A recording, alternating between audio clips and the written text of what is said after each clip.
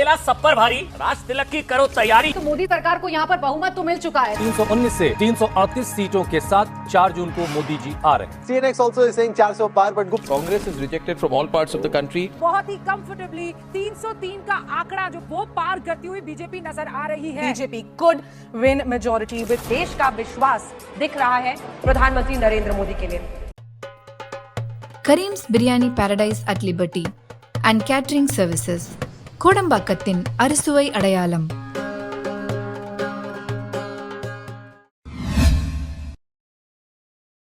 வணக்கம்.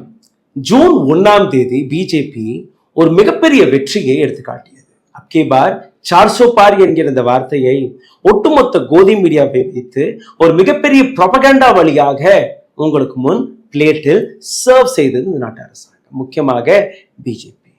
ஆனால் இதற்கு பின்னாடி இருக்கக்கூடிய ஒரு சில சதிகாரர்களை நீங்க பார்த்தீர்கள்னா, ஆக்சஸ் மை இந்தியாவின் பிரதீப் குப்தா, சி ஓட்டரின் யஷ்வந்த் தேஷ்முக், ஜன் கி பாத்தின் பிரதீப் பண்டாரி, எந்த அளவில் இந்த நாட்டு மக்களை மட்டுமல்ல இந்த நாட்டு ஜனநாயகத்தை கூட இவர்கள் விலை பேசி விட்டார்கள் என்று நீங்க பார்த்தீர்கள்.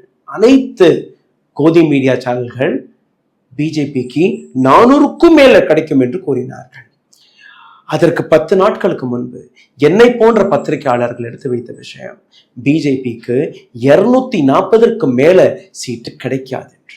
அன்னைக்கு எங்களை ட்ரோல் செய்தார்கள். இந்த பதிவில் எப்படி யூடியூப் இந்த நாட்டு டெமோக்ரஸியை காப்பாற்றியது அதை நீங்க பார்க்க போறீர்கள். இந்த பதிவில் எப்படி எங்கள் போன்ற சின்ன சின்ன யூடியூபர்கள் வழியாக இந்த நாட்டில் உண்மை வந்து சேர்கிறது என்று நீங்க பார்க்கிறீர்கள். எப்படி இந்த நாட்டு அரசாங்கம் எங்களை முடக்கக்கூடிய வேலையை பார்க்கிறது என்று அதையும் நீங்க புரிந்து கொள்ள வேண்டும். Democracy and constitution is the supreme என்பதை நாங்கள் எடுத்து காட்டினோம். இந்த நாட்டு ஜனநாயகம் மற்றும் கான்ஸ்டிடியூஷனை தாண்டி வேற எதுவுமே கிடையாது என்றதை நாங்கள் புரிய வைத்தோம். அப்போஸ் அத்தாரிட்டேரிசம், அதாவது ஒரு நபர் கையில் அனைத்து சட்டமுமே போய்விடக்கூடாது, அனைத்து அரசாங்கமே ஒரு நபருக்கு கீழே இயங்கக்கூடாது என்கிற இந்த விஷயத்தை நாங்கள் தொடர்ந்து தட்டி கேட்டுக் கொண்டிருக்கிறோம். Opposition is critical for democracy. Opposition மிக மோசமான நிலையில் தள்ளப்பட்டு விட்டது என்கிற அந்த விஷயத்தையும் நாங்கள் தான் எடுத்து காட்டினோம். Asking question is your right and duty. இந்த நாட்டு அரசாங்கத்தை பார்த்து கேள்வி கேட்பது உங்களுடைய உரிமை மட்டுமல்ல, உங்களுடைய அதிகாரமும் கூட என்கிற விஷயத்தை நாங்கள் ஆழமாக கடந்த 10 ஆண்டுகளாக பதிவிட்டுக் கொண்டிருக்கிறோம். Vigilance against dictatorship, சர்வாதிகார ஆட்சிக்கு எதிராக நீங்க விழித்துக் கொள்ள வேண்டும் என்கிற அந்த விஷயத்தையும் நாங்க எடுத்து காட்டினோம். டெமோக்ரஸி, ஆப்போசிஷன் இரண்டுமே ஒரு ஜனநாயகத்தின் மிக முக்கியமான தூணாக இருப்பதையும் நாங்கள் எடுத்து காட்டினோம்.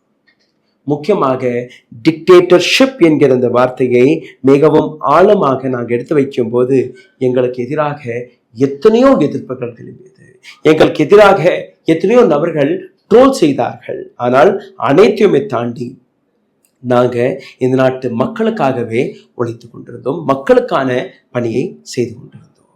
எந்த அளவில் எக்ஸிட் போல் என்கிற விஷயத்தை வைத்து இந்த நாட்டுக்கு எதிராக சதி செய்தார்களோ, அந்த சதியையும் தாண்டி மக்கள் எங்கள் போன்ற யூடியூபர்ஸ்கள் மீது வைத்திருக்கக்கூடிய அந்த நம்பிக்கைக்கு, அந்த சப்போர்ட்டிற்கு ஒரு மிகப்பெரிய தேங்க்யூ. இந்த சேனல் கடந்த 8 ஆண்டுகளாக எந்த விதமான லாபத்தையும் பார்க்காமல் மக்களுக்காக இயங்கிக் கொண்டிருக்கிறது. நாங்க எந்த விதமான காம்ப்ரமைஸும் செய்யவில்லை, எங்கேயுமே எந்த கார்பரேட்டிடமுமே அட்வர்டைஸ்மெண்ட்டை வாங்கவில்லை.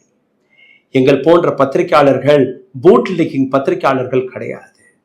நாங்க சுதந்திரமாக எங்களுடைய பேனா நுழையிலிருந்து வரக்கூடிய வார்த்தைகளை மட்டுமே நம்பி உங்களிடம் இந்த செய்திகளை கொண்டு வருகிறோம். இந்த இடத்தில் எங்கள் குடும்பத்தில் இருக்கக்கூடிய கிட்டத்தட்ட 5,50,000க்கும் மேற்பட்ட சப்ஸ்கிரைபர்ஸ், அவர்கள் அனைவருக்குமே எங்களுடைய நன்றிகள். ஜூன் 4ஆம் தேதி எந்த பொய்யை குப்தா, தேஷ்முக், பண்டாரி போன்ற நபர்கள் உங்களுக்கு முன் எடுத்து வைத்தார்களோ அனைத்து நபர்களுமே ஃபெயில் ஆனார்கள். Modi will return to power என்று யாரெல்லாம் எடுத்துக்காட்டினார்களோ அனைத்து நபர்களுமே ஃபெயில் ஆனார்கள். அவர்களுடைய 400+ என்கிற கனவும் உடைந்தது. Bharatiya Janata Party, did they expect to go down to 40? BJP well short of a majority, far from where they'd have wanted to be. BJP को इस बार पूर्ण बहुमत नहीं मिला, लेकिन क्या वो 2014 या फिर 2019 के अपने रिकॉर्ड की बराबरी करेगी? And 400 par with NDA is not happening. BJP between 240 and about 260. BJP has failed. இந்த விஷயத்தை கடந்த 70 ஆண்டுகளாக யாருமே சாதிக்கவில்லையோ, யாருமே செய்யவில்லையோ, அதை நாங்க செய்து காட்டியிருக்கிறோம் கடந்த 30 நாட்களில்.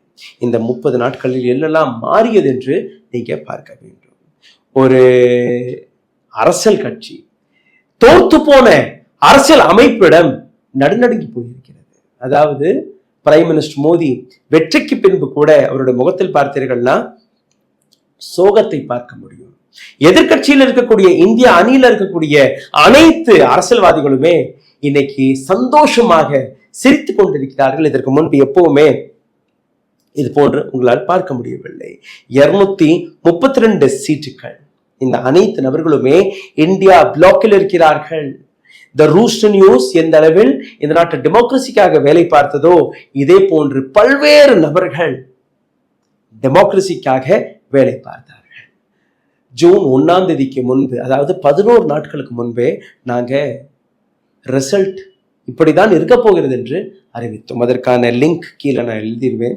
இந்த ஸ்கிரீன்ஷாட்டை நீங்க பாருங்கள். பிஜேபிக்கு 240 260 தான் கிடைக்கும்.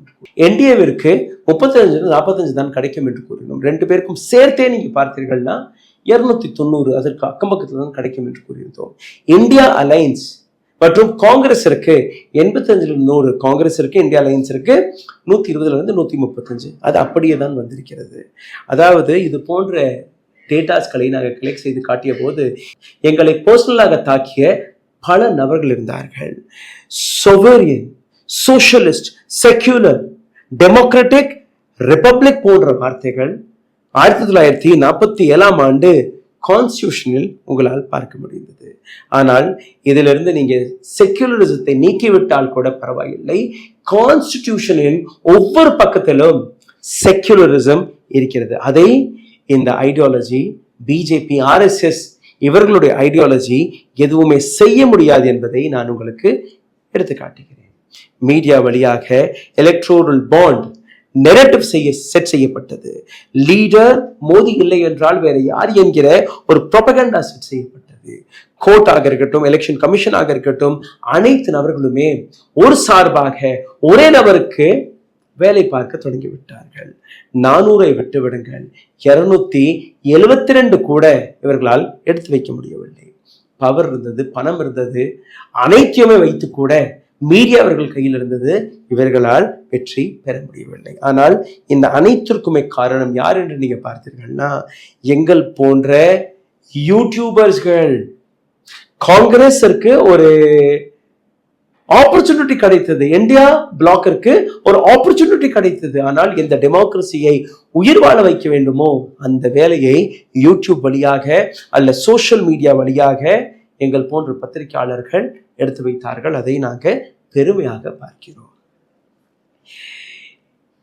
இந்த ரிசல்ட் வெளிவந்ததற்கு பின்பு பிஜேபியில் இருக்கக்கூடிய பிஜேபியின் ஐடி விங் வழியாக பல்வேறு நபர்கள் இந்துக்களையே திட்ட தொடங்கிவிட்டார்கள். இந்துக்களே பிஜேபிக்கு எதிராக ஓட்டு போட்டு விட்டார்கள் என்கிற அந்த விஷயத்தை அவர்கள் எடுத்து வைக்கிறார்கள். அதாவது இந்துக்களை வெறும் vote பேங்காக மட்டுமே பார்க்கக்கூடிய இந்த கூட்டத்தை நீங்க பார்க்கவும் வேண்டும், புரிந்து கொள்ளவும் வேண்டும். இதுதான் பிஜேபியின் உண்மை என்று நீங்க பார்த்தீர்கள், உங்களுக்கு புரிய வரும்.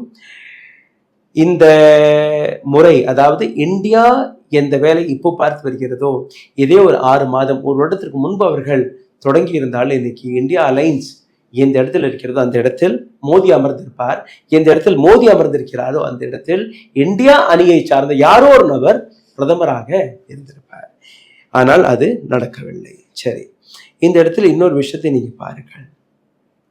தானாஷாஹி, டிக்டேட்டர்ஷிப், சர்வாதிகாரத்திற்கு எதிராக எந்த அளவில் எங்கள் போன்ற நபர்கள் பேச தொடங்கினோமோ அது தேசபக்தர்கள் கிடையாது, இவர்கள் தேச விரோதிகள் என்று எங்களை பார்த்து பல்வேறு ஆக்ஷன் நடந்தது. அரெஸ்ட் நடந்தது, ரெய்டுகள் நடந்தது, எஃப்ஐஆர் போடப்பட்டது, ட்ரோலிங் நடந்தது, கெட்ட கெட்ட வார்த்தையில் எங்களை திட்டினார்கள். இந்த நாட்டு அரசாங்கத்திற்கு எதிராக நாங்கள் செயல்படவில்லை.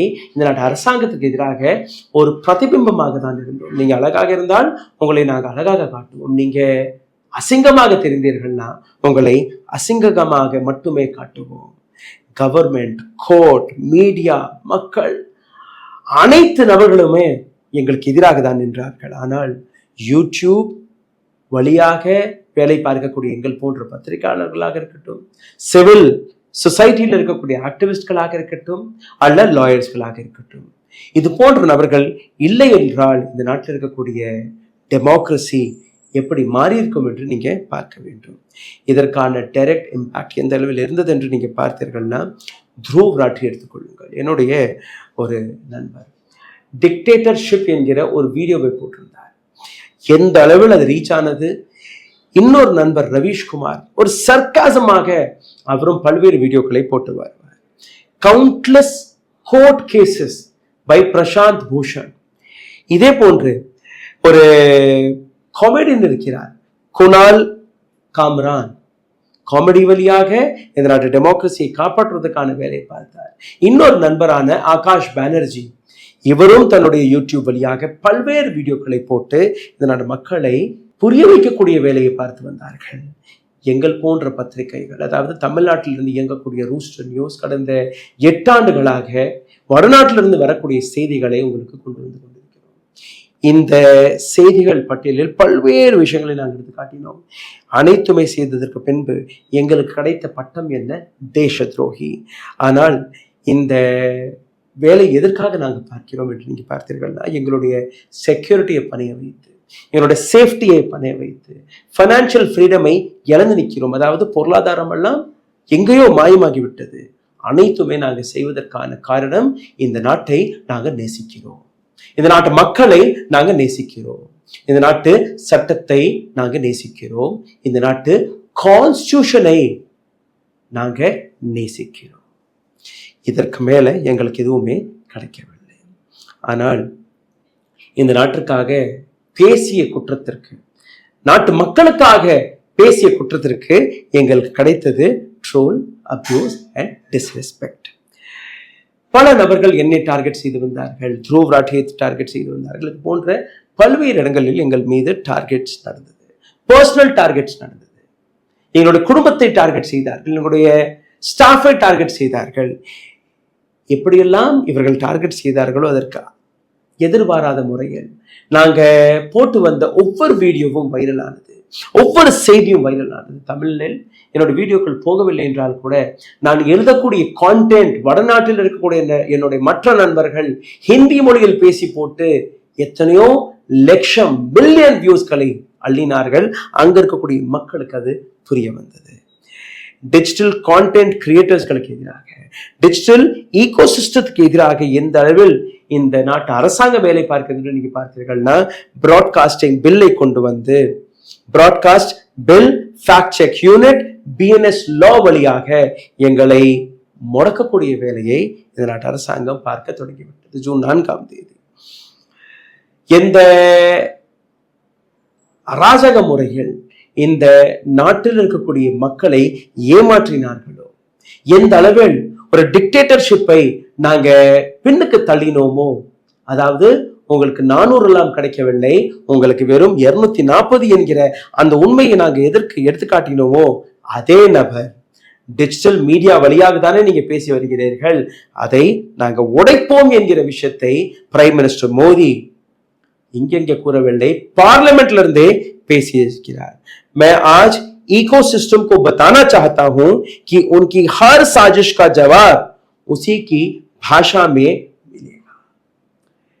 ஈகோசிஸ்டம், அதாவது டிஜிட்டல் மீடியாவில் இருக்கக்கூடிய ஈகோசிஸ்டத்தை நான் எச்சரிக்கிறேன்.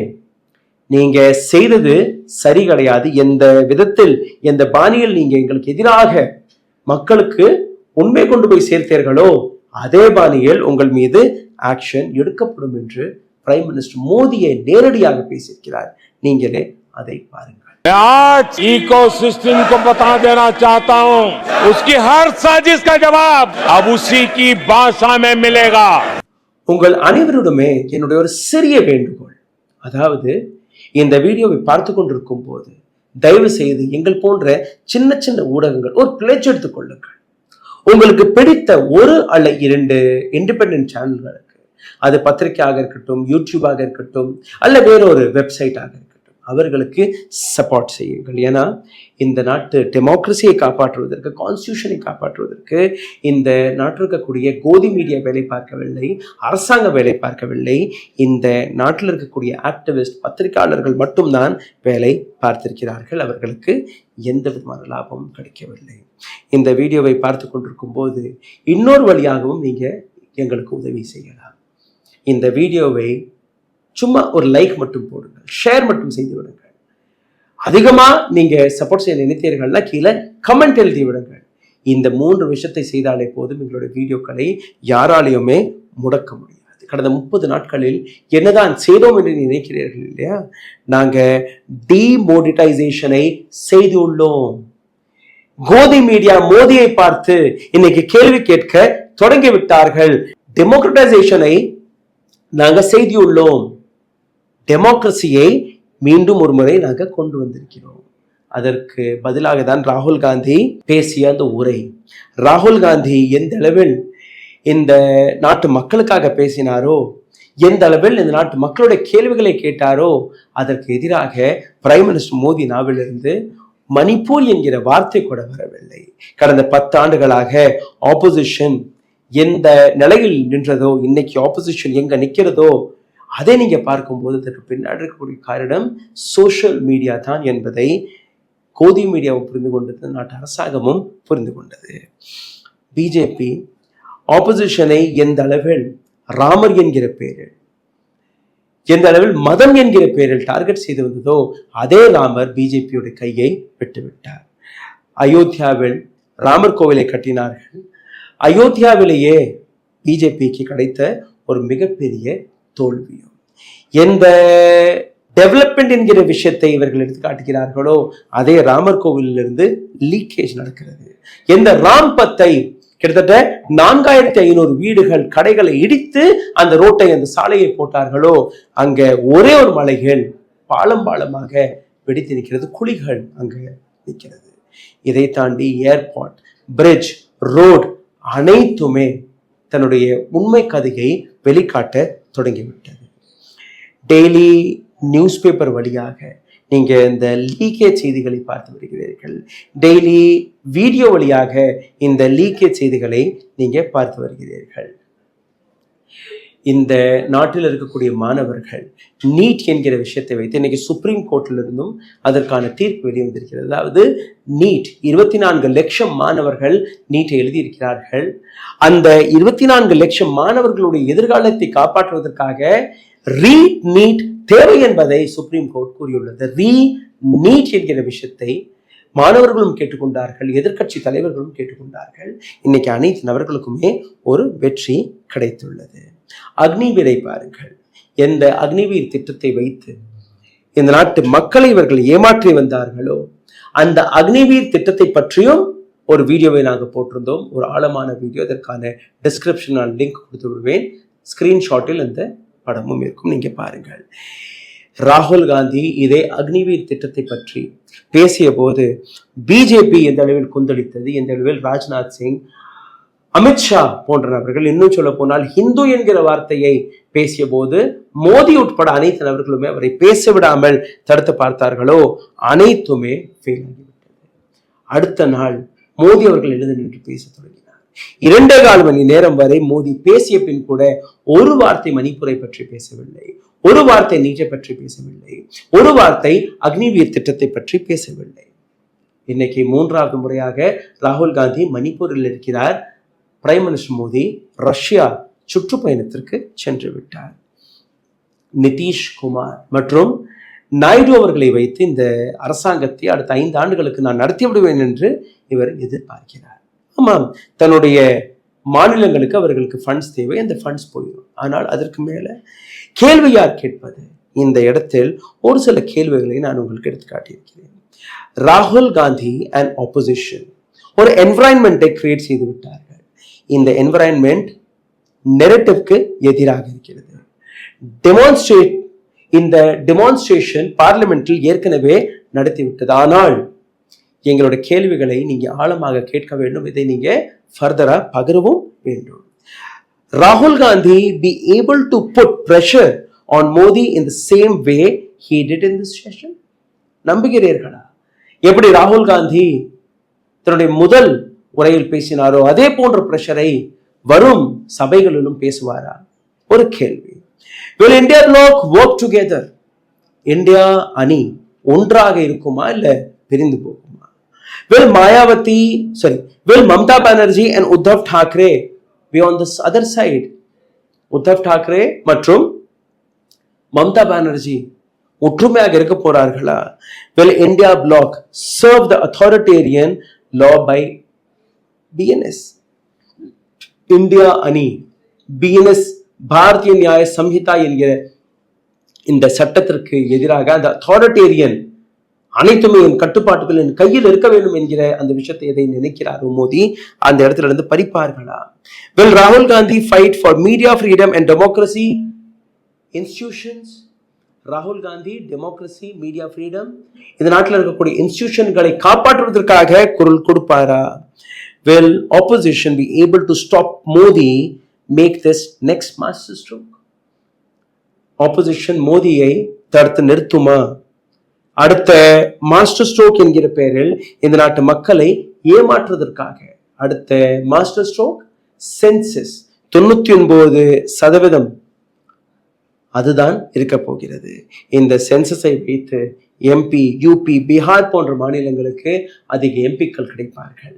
தமிழ்நாடு, கர்நாடகா, கேரளா, ஆந்திரா போன்ற மாநிலங்களுக்கு அவர்களுடைய உரிமை கிடைக்காது. Will other pillars of democracy like court, media, civil society be involved?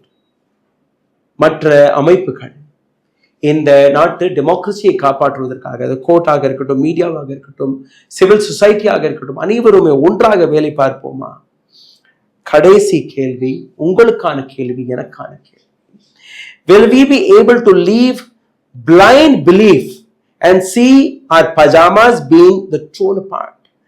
Will people ask question or agree like sheep? Leader has done it, must have taught enough sometime. உங்களை பார்த்து இந்த கேள்வி, நீங்க கேள்வி கேட்காமல் இருப்பீர்களா? அரசியல்வாதி எதை கூறினாலும் அதை நம்ப போறீர்களா? அல்ல அதை தட்டி உங்களுக்கான உண்மை பற்றி நீங்க கேள்வி கேட்பீர்களா? எங்களுடைய வேலை நாங்க செய்து விட்டோம். கடந்த 30 நாட்கள் மட்டுமல்ல, கடந்த 23 ஆண்டுகளாக இந்த வேலை தான் நான் செய்து கொண்டிருக்கிறேன். ஆனால் நீங்க இந்த வேலையை பார்ப்பீர்களா? தொட்டதற்கெல்லாம் நெஹ்ரு நெஹ்ரு நெஹ்ரு என்று கூறக்கூடிய பிரைம் மினிஸ்டர் மோடி, கடந்த 10 ஆண்டுகளில் நீங்க என்ன செய்தீர்கள் சார்? கடந்த 10 ஆண்டுகளில் மோடிஜி நீங்க விவசாயிகளுக்காக என்ன செய்தீர்கள்? கடந்த 10 ஆண்டுகளாக மேக் இன் இந்தியா என்னானது, ஸ்டார்ட் அப் இந்தியா என்னானது, இந்தியா ஜாப்ஸ் என்னானது, ஃபாரின் டைரக்ட் இன்வெஸ்ட்மெண்ட் என்னானது, இந்த நாட்டில் இருக்கக்கூடிய இளைஞர்களுக்கான வேலை வாய்ப்பு என்னானது, கல்வி என்னானது, ஜீரோ கரப்ஷன் என்று கூறினீர்களே அது என்னானது? இந்த நாட்டில் இருக்கக்கூடிய ஜிடிபியை பாருங்கள். ஜிடிபியிலிருந்து நீங்க மக்களை டைவர்ட் செய்து பார்த்தீர்கள். மட்டன், முகல், மச்சலி, மங்கள் சூத்திரம், முஜ்ரா போன்ற விஷயங்களை எடுத்து வைத்து. ஆனால் இந்த நாட்டு மக்கள் புரிஞ்சு கொண்ட விஷயம், ஹிந்து முஸ்லிம் இதற்கு மேல் செல்லுபடியாகாது. இன்னைக்கும் லிஞ்சிங் நடக்கிறது, இன்னைக்கும் எக்கனாமிக் பாய்காட் நடக்கிறது, இன்னைக்கும் இந்த நாட்டு டெமோக்ரஸியை கொலை செய்வதற்கான அனைத்து வேலையுமே நீங்க பார்க்கிறீர்கள். கரப்ஷன் இந்த நாட்டு மிக பெரிய பிரச்சனையாக மாறிவிட்டது. டெமோக்ரஸியை மீண்டும் நாம் திரும்பி கொண்டு வர வேண்டும். இந்த நாட்டு அரசாங்கத்தை நீங்க கேள்வி கேட்காத வரை, இந்த நாட்டு அரசியல்வாதிகளை பொறுப்பேற்றுக்கொள்ள சொல்லி நீங்க பிரஷர் போடாத வரை இது போன்ற அரசியல்வாதிகள் வந்து கொண்டுதான் இருப்பார்கள். இன்னைக்கு பிஜேபி, நாளைக்கு காங்கிரஸ், அல்ல அடுத்தது வேற யாரும் தெரியாது. ஆனால் யார் வந்தாலுமே மக்களுடைய கேள்விகளுக்கு பதில் கொடுத்தே தீர வேண்டும் என்கிற அந்த கட்டாயத்தில் நீங்க அவர்களை தள்ளாத வரை அவர்கள் எந்த விதமான குற்றத்தையும் செய்து நழுவி விடுவார்கள். யாருமே அதற்கான பொறுப்பை ஏற்றுக்கொள்ள மாட்டார்கள். உதாரணத்திற்கு ஏர்போர்ட்டை எடுத்துக்கொள்ளுங்கள். நாங்க எங்களுடைய பணிகாலத்தில் நடக்கவில்லை, இன்னொரு ஆட்சி காலத்தில் தான் நடந்தது. கட்டண அந்த கம்பெனி, நாங்க இதெல்லாம் செய்யவில்லை, அதை சரிபார்க்கக்கூடிய கம்பெனி தான் இதற்கான பொறுப்பு. அரசாங்கம் எங்களுக்கு இது தெரியாது, இந்த நபர்களிடம் நீங்க போய் கேட்டுக்கொள்ளுங்கள். ஏர்போர்ட் இடிந்து விடுகிறது, பிரிட்ஜஸ்கள் பாலங்கள் இடிந்து விடுகிறது. இந்த நாட்டில் கட்டப்படக்கூடிய பல்வேறு விஷயங்கள் போலியான முறையில் கொடுக்கக்கூடிய அந்த கான்ட்ராக்ட் வழியாக மக்களோட உயிர்களை பறித்து கொண்டிருக்கிறது. ஆனால் யாருமே பொறுப்பெடுக்க மறுத்து வருகிறார்கள். சோஷியல் மீடியா இல்லை என்றால், சோஷியல் மீடியாவில் இருக்கக்கூடிய இது போன்ற ஊடகங்கள் இல்லை என்றால் உங்களிடம் உண்மையான செய்தி வருமா வராதா என்று சிந்தித்து பாருங்கள். உங்களுடைய கருத்துக்களுக்கான எதிர்பார்ப்பில் நான் கமெண்ட்களை இன்னைக்கு படிக்க போகிறேன். சாதாரணமாக நான் கமெண்ட்ஸ்களை படிக்க மாட்டேன், ஆனால் இன்னைக்கு நான் படிக்க போகிறேன். சோஷியல் மீடியா வழியாக எங்களுடைய பணி உங்களுக்கு பிடித்திருந்தால் இதை பகிருங்கள், கமெண்ட் எழுதுங்கள், ஷேர் செய்யுங்கள். பிடிக்கவில்லை என்றால் பரவாயில்லை. நன்றி, வணக்கம். ஊடகம் கார்ப்பரேட் அரசியல்வாதிகளின் கைப்பாவையாக அடிமைகளாக இருந்தது போதும். இனி சாட்டை எடுத்து சுழற்றும் நேரம் வந்துவிட்டது. ஊடகம் பொதுமக்களாகிய உங்களுக்காக, உங்களாலேயே இயக்கப்பட வேண்டும். ஊடக சுதந்திரத்திற்காக உங்களின் பங்களிப்பை இன்றே அளித்திடுங்கள்.